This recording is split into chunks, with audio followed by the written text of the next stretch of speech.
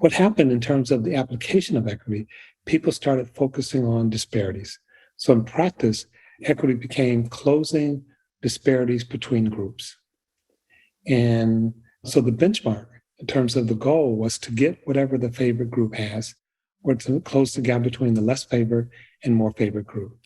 That does a couple of things. First of all, put groups in competition. And because oftentimes the assumption is in order to get there, we have to take from the more favored group and give to the less favored group.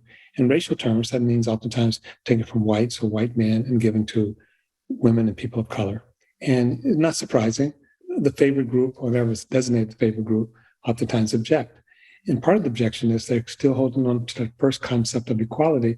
But secondly, oftentimes they're not doing all that well themselves. Take, for example, the suicide rate. By some recent data, the suicide rate among white men is higher than African Americans. And there's still a gap. But the gap is we need to have more black men killing themselves in order to close that gap. Of course, no one wants that, right? That's not what we want. The goal is not just to get what white men have or white people have. And in some cases, they may not even be the favorite group. The goal is to do what? The goal is to end suicide. So the goal should be designated without it being necessarily attached to what any particular group has. And that takes us to target universalism. So target universalism says the goal is universal. It's something we all want, what Gary just laid out beautifully. And the strategy to get us there has to be targeted because we're situated differently. So we're not all in the same situation. We're all trying to get to the universal goal. So that's the difference between targeting universalism and equity. Targeting universalism is equity 2.0. It's basically saying we're trying to get everybody what they need to thrive and prosper in our country.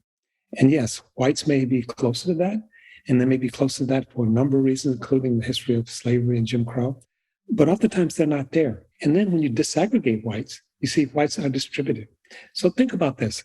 Let's say we're in a room. Gary and I are in a room, and a white person and Bill Gates is in the room, or Elon Musk.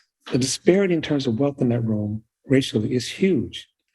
But I dare say, if Bill Gates left, that disparity shrinks substantially.